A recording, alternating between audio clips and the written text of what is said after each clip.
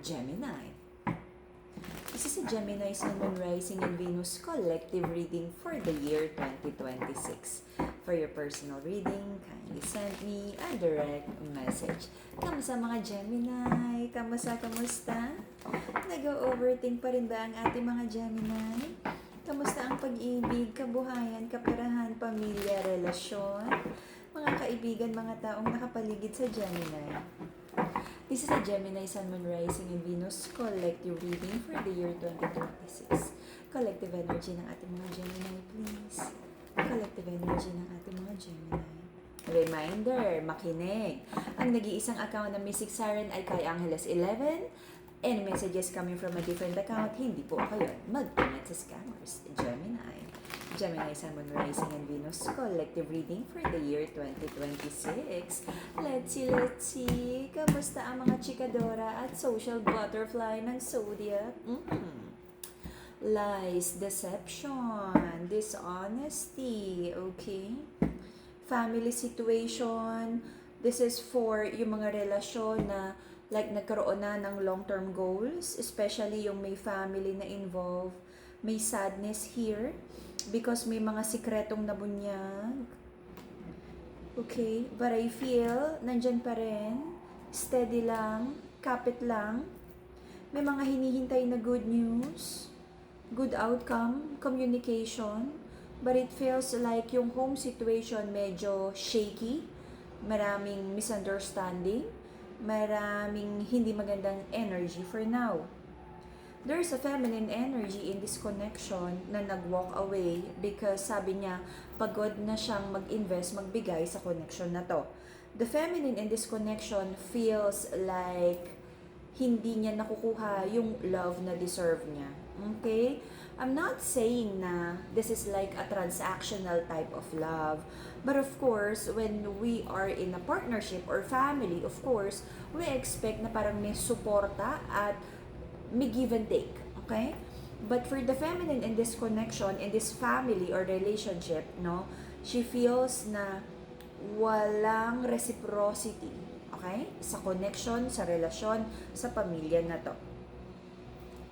Nagkaroon naman ng light decision na mag-usap but mukhang hindi ganun kadaling ayusin ang sitwasyon na to. Burden, though hindi pa naman totally tapos ang sitwasyon na to, marami nang nangyaring hindi maganda, dishonesty, backstabbing energy, lies, deception.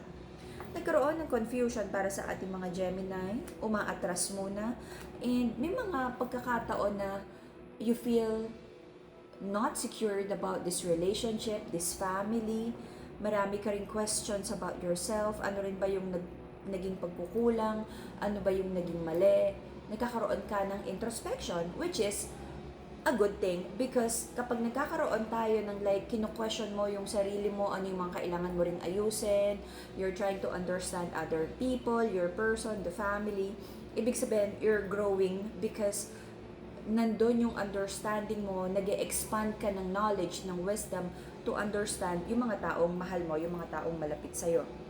Right now, ang ating mga Gemini nagfo-focus sa kabuhayan, kaperahan.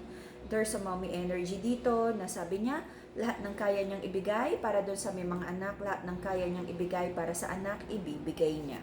Okay? Hindi daw bibitaw ang mommy energy na to. Okay? Kahit anong mangyari. Kapit lang, momshi. Alrighty. Let's see. Mental clarity and stronger connection with your intuition. And of course, spiritual protection, the purple crystal, amethyst. Okay? To have harmony sa mga kasama, to heal your heart chakra, to balance your heart chakra, to heal emotional wounds, the pink crystal, Madagascar rose quartz. Lahat ng crystals natin, authentic, cleanse and bless by enlightened guide. Okay? Pasensya na, kanina ko pa iniisip kung itutuloy ko tong reading na to kasi parang may ganap sa likod. Okay? Sa kapitbahay. Okay, kung ano man ang ganap. So, Gemini, this is your energy. Nag-focus ka sa sarili mo. This is not being selfish, but inuna mo na ano ba yung makakabuti para sa'yo. Okay? Balance lang. nagkaroon ng conflict sa pagsasama na to, and there's a masculine in this connection na may pagka-stubborn. Okay? Nahirapan siyang tumanggap ng kanyang pagkakamali. This is like an energy of like a matured masculine, could be tatay energy pagdating sa pamilya or pagsasama. Okay? Let's see. Very stubborn. You don't feel na favorable para sa'yo ang sitwasyon na to because most of the time, the masculine in this connection, parang hindi siya marunong tumanggap ng pagkakamali ng opinion, at parang you feel, the feminine feels na parang wala nang patutunguhan because of the stubbornness ng masculine. Hindi aligned ang energy niyong dalawa. Marami kang prayers and manifestation na sana yung mga pinagpapaguran mo, this is hard work energy, ay sana magbunga para sa mga anak. Marami kang wino-worry tungkol sa bata, sustento, future nila, ano ba yung kaya mong ibigay sa bata. And of course, magiging happy ka rin kapag nakuha mo ang iyong 2026 goals. I feel nitong 2025, may mga sabihin nating delay sa mga manifestation, at kung ano man yung mga hindi mo na-achieve na goals this 2025, sabi mo, tuloy ang laban, okay? Sabi mo, lahat naman tong pinagpapaguran mo ay para naman sa anak, or ito yung magpapahappy sa'yo. Focus ang ating mga Gemini sa kabuhayan, kaperahan, achievements. Go for it, okay? Gemini, I feel you are so broken-hearted about a relationship or family situation.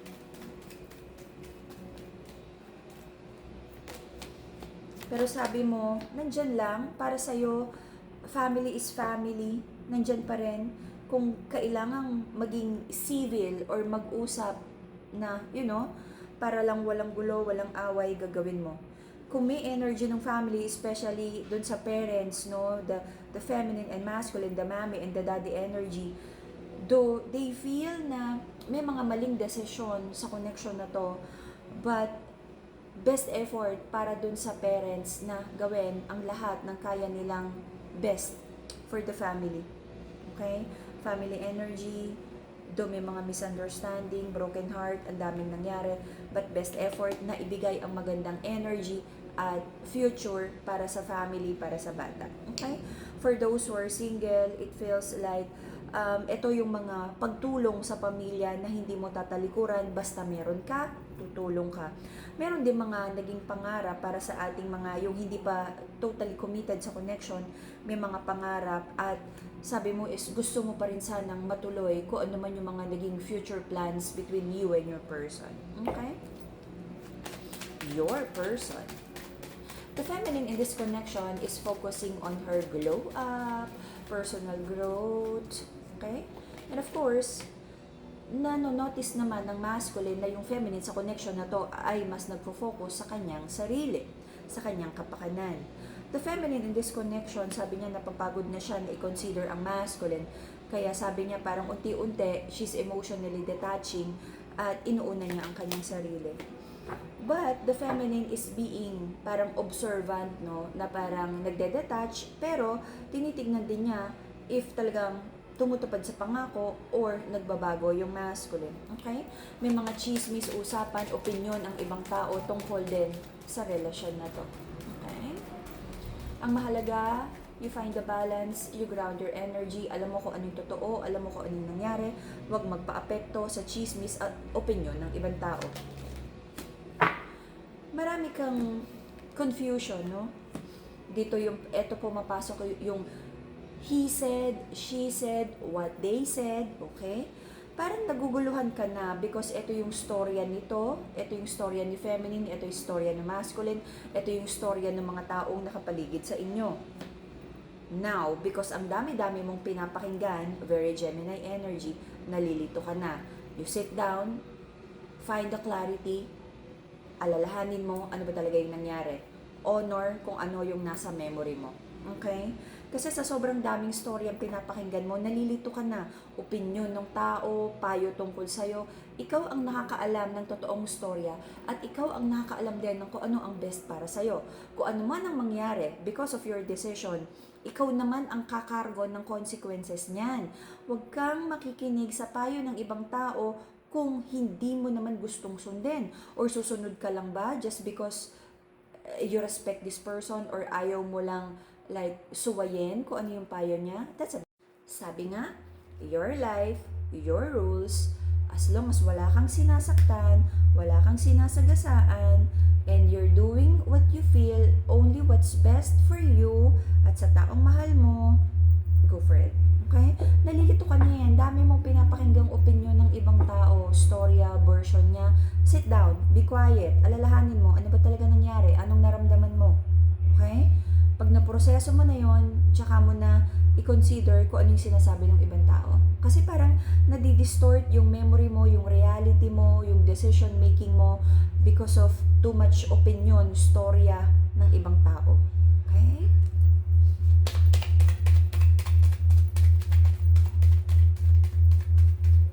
Marami kang maaaring i-overthink because meron kang mga inaalam na katotohanan tungkol sa kung naman yung sitwasyon na kinakalagyan mo, relationship or family situation.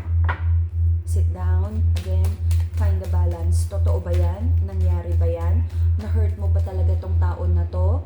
Na-hurt ka ba talaga? Or are you like functioning with the wounds from the past? Triggers mo lang ba to? Past wound ba to? Talaga bang nasaktan ka niya? Negotiable ba to? Forgivable ba to? Or hindi na? Okay?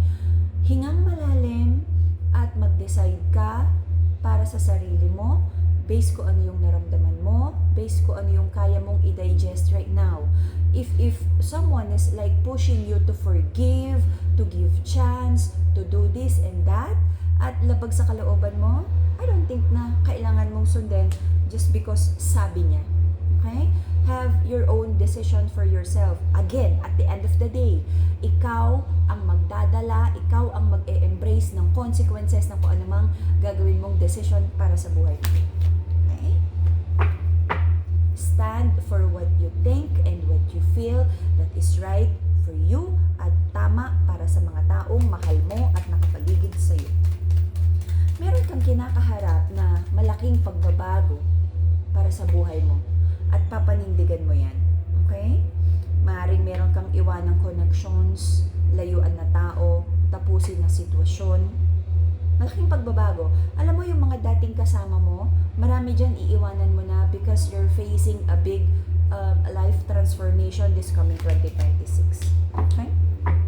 Hindi madali itong transformation na to. Marami kang iisipin, quote and quote, maaaring i-overthink mo ang mga sitwasyon na to, pero part ito ng proseso dun sa personal growth. Okay? Alam mo, nakikita ko dito, this is more about knowing yourself better. Para mas maiintindihan mo, bakit ka reactive? Bakit ka nasasaktan? Bakit ka na-o-offend? Bakit ganyan ka magsalita? Bakit, pag naalam mo na yung mga bakit na yan about yourself, mas maiintindihan mo, kaya pala na-offend ka doon because meron kang unresolved insecurities about yourself. Kaya pala ikaw, like, hindi makapag-decide on your own because nung bata ka, like, wala kang boses, you're not being heard sa family, kaya parang you feel so insecure about your own decisions at nahihirapan ka pagkatiwalaan yung sarili mo. This year is more about yourself. Why did you settle for a toxic connection?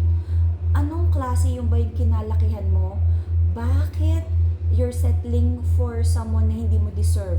Bakit mo tinolerate yung toxic connection? Bakit mo tinolerate yung abuse? Bakit naka-attract ka ng toxic na tao? Bakit? Marami kang bakit nasasagutin. Because this 2026 is your year to know yourself deeply. At pag naiintindihan mo yung sarili mo, maiintindihan mo rin kung ano din yung mga tao at connections na dapat mo nang iwasan. Na may child wound ka pala, may emotional wounds ka pala, kaya pala nagko-connect ka sa mga toxic na tao, kaya pala tinolerate mo, kaya pala ganito, kaya pala ganyan, kaya toxic ka rin pala, kaya pala ganyan ka magsalita, kaya pala marami ka ring negative self-talk about yourself.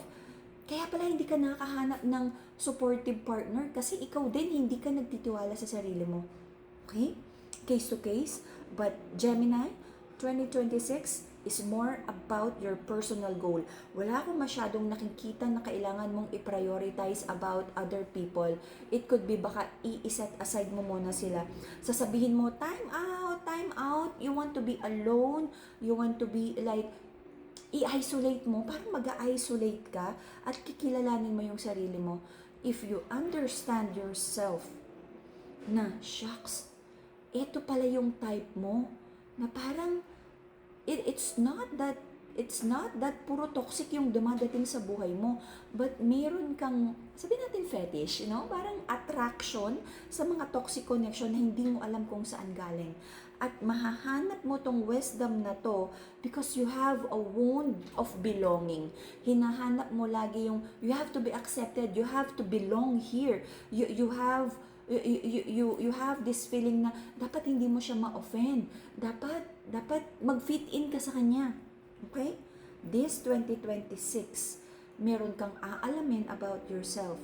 At magkakaroon ng malaking transformation sa'yo. Tatanggalin mo na yung people pleasing, tatanggalin mo na yung overthinking. The moment na makilala mo yung sarili mo, and when you understand why you do what you do, why you attract what you attract, okay? Mas magkakaroon ng linaw sa'yo saan ka papunta. Ano yung goals mo? Ano yung life purpose mo? Ay, hindi pala pera. Ay, hindi pala relationship. It's more about you, your personal growth, you as a person. Bakit ka nandito? Ano yung purpose mo sa earth? Ano yung kailangan mong gawin? Ano yung kailangan mong i-heal? And from there, magko-connect na maintindihan mo, eto pala yun. Kumpleto ka pala. Hindi mo pala kailangang mag-people please to be accepted. Hindi mo pala kailangang mag-shrink to fit in dun sa taong takot na takot kang mawala.